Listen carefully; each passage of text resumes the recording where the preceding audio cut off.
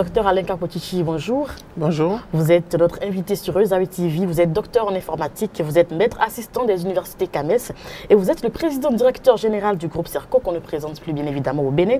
Docteur Alain Capotici, les téléspectateurs souhaiteraient mieux vous connaître, donc vu votre actualité qui est en perpétuelle évolution. Alors comment se porte le groupe Serco aujourd'hui? Le groupe Serco se porte bien et je voudrais passer par ce canal pour remercier les parents et toutes les personnes en fait, qui nous soutiennent chaque jour. C'est une expérience qui a commencé en 1998 au Bénin à travers donc, les écoles secondaires, plus tard l'université. Et ensuite, nous nous sommes exportés au Mali, au Burkina, en Côte d'Ivoire, en France. Aujourd'hui, le groupe vient d'ouvrir en Chine parce que nous avons désormais un concept d'école usine incubateur. Donc pour mieux nous approvisionner, nous avons ouvert un département en Chine et nous sommes plutôt sur le triptyque école, usine, incubateur. Donc nous avons des écoles, nous avons des universités, nous avons également des incubateurs et puis des usines qui produisent des ordinateurs, mais aussi bientôt des téléviseurs, des smartphones, des tablettes. Alors cette idée d'usine incubateur, ça vous est venu d'où? Parce que l'école aujourd'hui a montré ses limites. L'école s'est contentée pendant plusieurs années à former pour un marché qui n'existait pas en fait. Donc les jeunes sortaient et ne trouvaient pas d'emploi et il fallait réinventer l'école. Donc préparer les étudiants qui sont formés à pouvoir transformer leur société. Et donc l'entrepreneuriat est devenu la seule clé. Avant, il y avait la possibilité donc que l'administration puisse employer les jeunes. Et les entreprises aussi non plus n'avaient pas, compte tenu donc, du niveau économique de nos États, n'avaient pas une capacité à absorber tous les jeunes diplômés qui sortaient. Et donc, il était important que l'école puisse s'adjoindre donc le concept d'incubateur pour que les idées intéressantes donc, des jeunes puissent être intégrées, accompagnées et suivies de manière à sortir des produits, des services et même des prototypes. Et donc, notre incubateur a même des ateliers de fabrication pour prototyper. Et une fois que les idées sont matures et donc sorties en produits d'invention, c'est intégré maintenant dans l'usine pour sa large diffusion d'innovation parfaite en fait. Alors, docteur Alain Capotici, aujourd'hui le groupe Serco a une dimension nationale, sous-régionale et internationale. Comment arrivez-vous à piloter tout ce système? D'abord à travers un système de gestion, de management qui a été pensé avec un niveau multiculturel. Vous savez, quand vous gérez un Béninois, ce n'est pas la même chose que vous gérez un Ivoirien, ce n'est pas la même chose que vous gérez en fait un Malien, parce que c'est des religions différentes, c'est des cultures différentes. Et donc ça, c'est important. Ensuite, nous avons mis en place un système de gestion, informatique, qui permet en fait d'avoir à tracer les processus et élaborer des indicateurs qui nous permettent donc d'évaluer le travail donc, de chaque collaborateur. Ça a été difficile parce qu'on est parti d'une école et ensuite que ça a évolué progressivement et je pense qu'aujourd'hui on est arrivé à un stade où on est arrivé à une bonne maîtrise donc, des processus et à un bon accompagnement et même à une bonne automatisation donc, des différents acteurs qui sont mis en place au niveau des différentes entités. Et ça se ressent bien dans la sous-région. Alors aujourd'hui, qu'est-ce que Serco offre aux jeunes béninois en termes de formation, en termes de technologie ou encore en termes d'opportunités? Serco offre des formations dans différents domaines, aussi bien dans le domaine informatique, industriel, télécommunications et autres, mais aussi dans le domaine du management, du tertiaire, du marketing, de la communication, de la finance, des ressources humaines, etc. Parce que nous avons compris qu'en réalité, quand on parle des humanités numériques, c'est le numérique avec les hommes. Et donc, il est important qu'il y ait toute une coordination qui aboutisse en fait à créer l'homme au sens propre donc, du 21e siècle où l'informatique, le numérique est dans notre quotidien.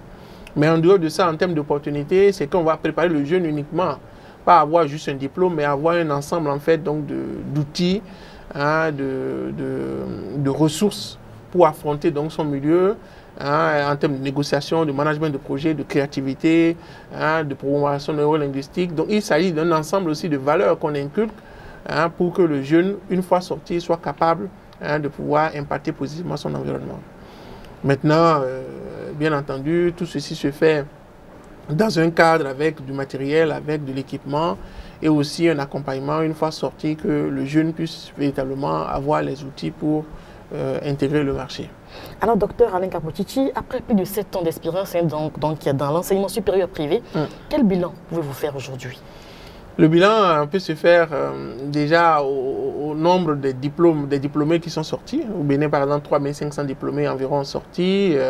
Dans l'ensemble, en fait, des pays, nous sommes à près de 10 000 diplômés sortis, donc qui ont soit créé leur emploi, soit intégré des entreprises. Et je suis en train de me rendre compte vraiment que ça commence à impacter positivement l'environnement. En dehors de ça, nous avons aussi, quand étant impactés du fait déjà des initiatives qui sont prises, notre environnement, à travers déjà le fait donc de parler d'écoles d'usines incubateurs, mais aussi la production des usines, le fait donc de produire des produits qui soient made in Africa. Tout ça en fait arrive à montrer qu'on peut en Afrique avoir des ressources, mais aussi les mettre au service du développement. Et donc maintenant l'implantation au niveau international, la capacité aussi à produire en termes de recherche des ouvrages sortis par le groupe CERCO. Nous avons contribué au niveau du CAMES à élaborer les référentiels des systèmes d'information, les référentiels pour les formations ouvertes à distance. Au niveau de l'UEMOA, nous avons participé à travers des études que nous avons menées pour le programme d'appui à l'enseignement supérieur. Donc il y a beaucoup de choses que nous avions faites qui, à mon sens, en fait, montrent que le CERCO existe et est dynamique et impacte en fait son environnement. Au-delà des prix internationaux qui ont été obtenus, aussi bien au niveau de la sous-région, au niveau de la CEDEAO qu'au niveau international. Donc moi je pense que c'est une invite en fait à être dans une amélioration continue, parce que la qualité c'est quelque chose qui prend en compte remise en cause permanente et c'est ce que nous essayons de faire. Alors vous avez commencé à en parler, vous avez déjà déployé donc sur le marché de l'emploi plus de 3500 diplômés de licence ou encore de master. Vous avez organisé le samedi 20 août dernier donc un géant moment de retrouvailles. Pourquoi une telle initiative et est-ce que les objectifs ont été finalement atteints? Les objectifs ont été atteints. Vous savez, quand vous produisez des diplômés qui arrivent sur le marché, vous devez faire l'évaluation 6 mois après leur formation, 1 an, 3 ans et puis 5 ans après leur formation. Donc nous avons sorti notre première promotion en 1998. En 2013, nous avons fait une première évaluation et aujourd'hui, après d'avoir sorti plusieurs promotions, nous nous sommes dit qu'est-ce que sont devenus ces étudiants. Les résultats sommaires que je peux vous donner, c'est que sur la promotion des masters, nous avons sorti quand même environ 500 diplômés, nous avons 85% qui sont insérés.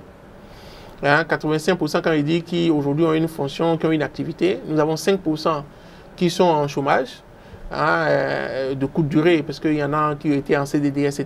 Et nous avons 7% qui n'ont pas en fait voulu, 7% de moins qui n'ont pas voulu décliner leur activité actuelle. Et nous avons 1% qui sont en retraite. Donc c'est de vous dire qu'en réalité nous avons parfaitement intégré donc cette logique-là. Qu'une fois qu'on forme, on doit pouvoir s'assurer en tant qu'école que les compétences que nos étudiants ont acquises, une fois formées, est-ce qu'elles ont été intéressantes en fait et est-ce qu'elles ont intéressé le milieu professionnel. Et après avoir le feedback donc, des étudiants pour améliorer donc, les formations.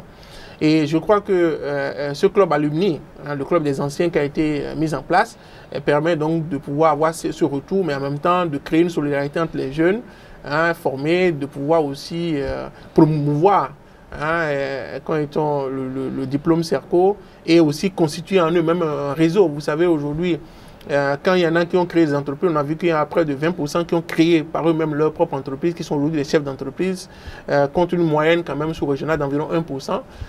On peut dire quand même que CERCO a contribué véritablement à former des jeunes qui effectivement sont utilisés par l'administration. Nous avons regardé par exemple en prenant juste le milieu informatique que sur 28 ministères au Bénin, nous avons 4 étudiants qui sont des directeurs du système d'information des ministères, ministère de l'enseignement supérieur, du cadre de vie, ministère donc des relations avec les institutions. Donc on a véritablement donc aujourd'hui quand étant des jeunes qui, malgré notre jeune âge, qui arrivent à être bien placés au niveau de l'administration.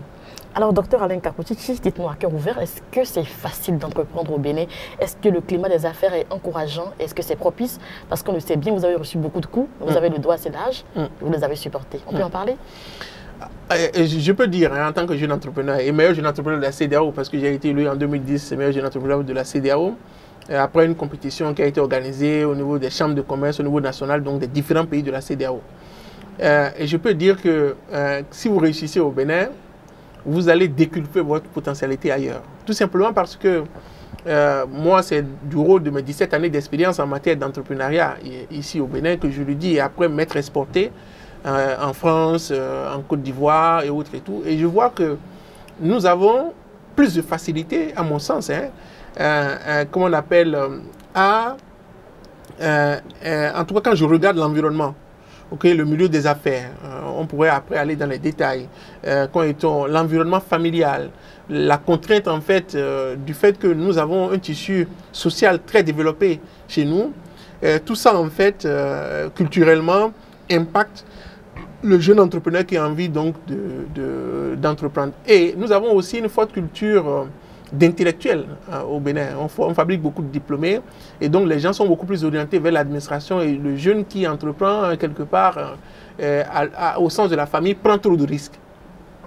Et donc moi je pense que les gouvernants ont une responsabilité aujourd'hui donc de pouvoir exciter les jeunes à entreprendre, mais aussi de promouvoir ceux qui ont déjà une petite expérience, parce que si on détruit en fait les petites initiatives, quand des jeunes qui n'ont pas réussi, mais qui ont quand même déjà impacté du point de vue de leur activité, leur milieu, si on ne le montre pas comme des exemples, aucun d'autres jeunes en fait n'osera en fait entreprendre.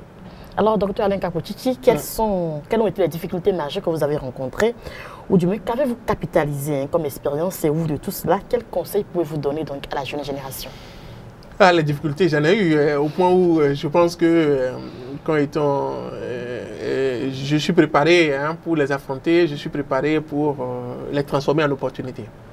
Et ce que je vais dire aux jeunes, tout obstacle en fait peut être vu non pas comme un problème, mais comme en fait une capacité à surmonter ce problème, donc comme une solution.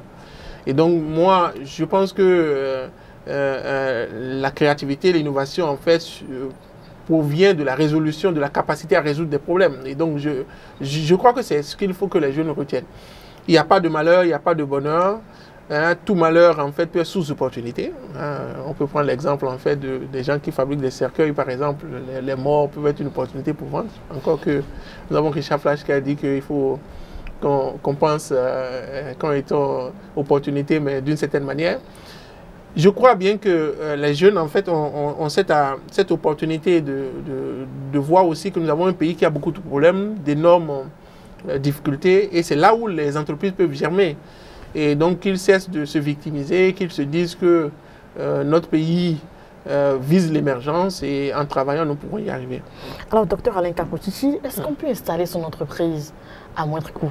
C'est-à-dire, est-ce que si je ne suis pas un enfant d'héritier, est-ce que je peux m'en sortir, entreprendre et m'en sortir? Comment ça peut se faire? Absolument. On peut, vous savez, le groupe Serco est créé à partir de 0 francs. J'ai écrit un ouvrage où j'ai montré différentes entreprises que j'ai mises en place sans forcément avoir beaucoup d'argent, et je ne suis pas non plus un enfant d'héritier, et non un enfant de moyens de personnes, ou bien un héritier, j'allais dire. Donc non, je crois que je pense beaucoup à la force du travail, et je dis aux jeunes que ce n'est pas l'argent qu'ils vont avoir pour créer une entreprise qui compte, mais leur idée.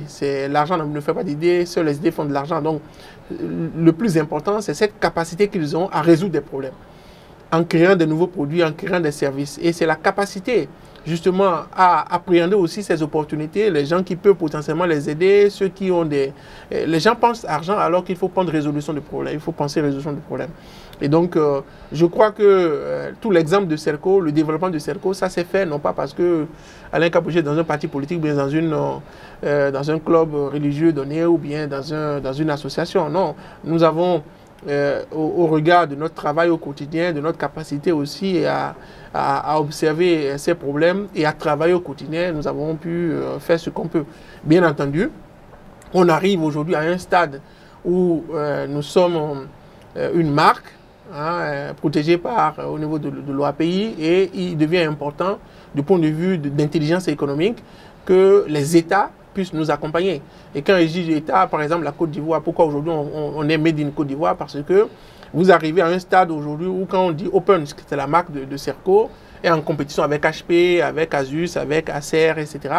Et nous arrivons sur des appels d'offres aujourd'hui où nous sommes tout petits par rapport à des grosses multinationales. Et si on n'a pas cet accompagnement, cette intelligence stratégique des États, une polémique peut naître en fait au Bénin et après vous éclabousser facilement donc, sur la Côte d'Ivoire et dans le monde.